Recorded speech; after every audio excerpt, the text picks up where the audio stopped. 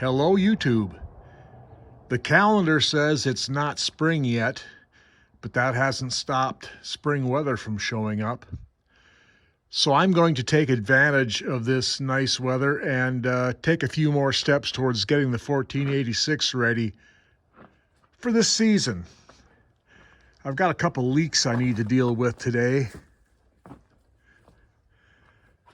My muffler is starting to go bad up in there, starting to have an exhaust leak there. And the hand pump, the hand steering pump is leaking. I think the seal is out of the top end of it. And so because it looks like that pump might be marginally easier to get at with the muffler out of there, I'm going to do them both at once. I don't think it's going to be too bad a job. My understanding is there's just the hoses and then 3 bolts. And the steering pump comes out of there. My biggest challenge might be these where the muffler bolts onto this little shelf on the manifold. These 3/8 bolts have been in there corroding away for probably 45 years or so. And there's not much of a head left on the bolts there, so I'm thinking my best bet might be to cut some metal off that and grind the bolts down from this side with a grinder. I don't know. I'll get into that and we'll see what happens. I have a new muffler. I'm hoping I can reuse this elbow here. It looks okay, but I guess we'll find out as we go along. So I'm going to get started at this.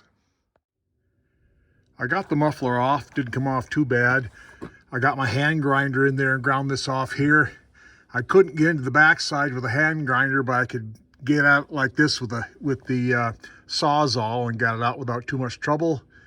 A couple of whacks with the big hammer, got it loose there. So now I'm going to take my grinder and grind the backside of these bolts off. Then hopefully I can just drive the other end out to the bottom, and I'll be pretty much set here. So I'll start grinding this off.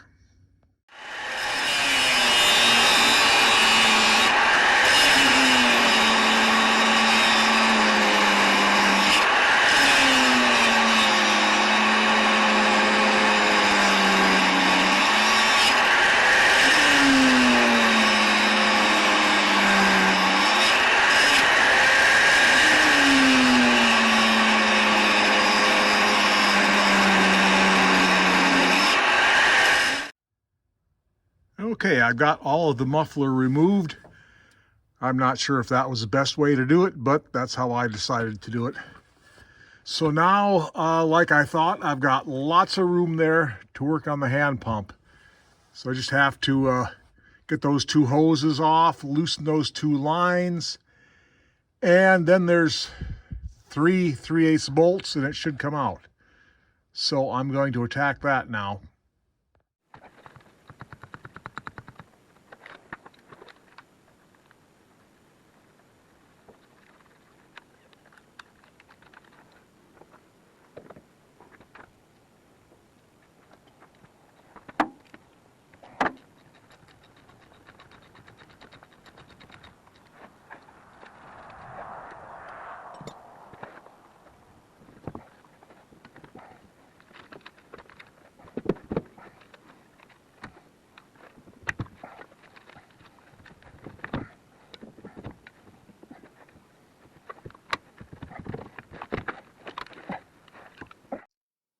Okay, I've got the hand pump off the tractor, and the seal that's leaking is right inside there.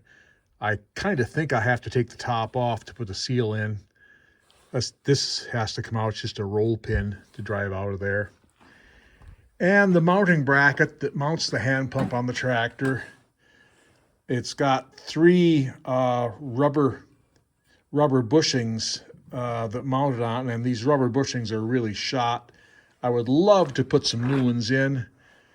It's about time to go in the house for lunch right now, so I think I will nose around on the interwebs and see what the availability of those bushings might be. Then I will come back out and clean all this stuff up and see if I can get the new seal in that hand pump. Okay, sorry, I forgot to turn the camera on after I got back from lunch, but I've got my new seal in here. It was pretty simple. First, we pop the dust cover off. Then there's a snap ring in there you pull out, and then there's this this little brass piece, kind of a bushing that you take out. And then the last thing in there is this little hard rubber seal. So take all those out, put the hard rubber seal in, put the brass piece in, put the dust cover in there, and then then we're all good. I've marked it here so I know which end is the top. So I know that it will be clocked correctly when I put it back together. Well, it did end up being a little bit of a bugger to get this end down on there. What was hard was getting the lip of the rubber seal to go over this shaft. I ended up having to get a really small screwdriver and kind of work the lip around this shaft, and it went on. So I don't know, it's together now anyway. So I went online and I could not find any of these little rubber bushings to mount this, so I guess I'm just gonna put the old bushings back on and be happy. I got the hand pump back in place. It's just the 4 hydraulic lines and the 3/8 bolts. I did struggle a little bit to get that roll pin on the end up into the slot on the steering that connects it to the steering wheel. Probably would have been a lot easier if I'd had somebody in the cab to wiggle the wheel back and forth. But I got it done. So now I'm going to put the muffler on, or at least try to. And turns out I am going to have to get an elbow. I got my elbow off. It's all right, but it's the wrong size. So I'll have to figure out something there, but I can get the muffler on anyway. Okay, we seem to be having a fitment issue with the muffler here. I'm down there on the pad, but the muffler, or the inlet to the muffler, is about quarter inch, about probably 3/8 of an inch too high. So I'm going to have to think on this for a while. I'm thinking right now like I might cut this mount and section a bit out of it. It's kind of disappointing, but I guess we'll just roll with it. Okay, it's the next day and the struggles continue.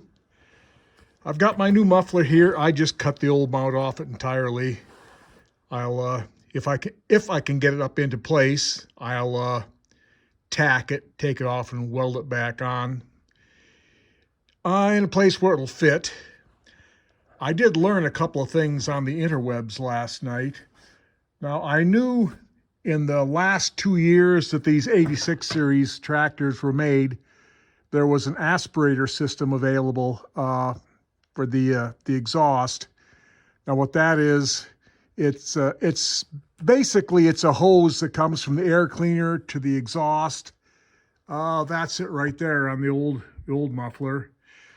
And the way it works is exhaust going past the hose in there creates a vacuum, and it draws dust, excess dust from the air cleaner into the exhaust, puts the dust up the pipe. Apparently, the idea is that your air filter will stay cleaner that way if some of the dust is going up the exhaust. I knew that was available. I knew my tractor had one. What I did not realize is that the tractors with the aspirator systems on them had a larger exhaust pipe. That's why my elbow here is for a 3.5-inch exhaust, and this is for a 3-inch exhaust. Also, another thing I learned last night when looking at the specifications of these mufflers is the the factory mufflers, with the inlet here, the inside diameter is supposed to be 3 5/8 inches. And this one is 3 1/2 inches. So that would explain why it doesn't want to go on there really well. I assume that 3 1/2 inch inside diameter tubing is a lot easier to source than 3 5/8 inside diameter tubing, so they figure, close enough. Just as an aside, I subscribe to Bame Farms channel, and about a year ago, Jacob put one of these mufflers on his 1086, and he had a mighty struggle getting this this inlet on over the coupler on the turbo also. So apparently that's it's a thing. This isn't just a one-off. So right now, I think I'm going to bring the torch, get my torch fired up, go around this thing, heat it up, and kind of try and expand it with the end of the ball peen hammer. See if I can get this to where it's a little more amendable to going onto the coupler by the turbo like it's supposed to.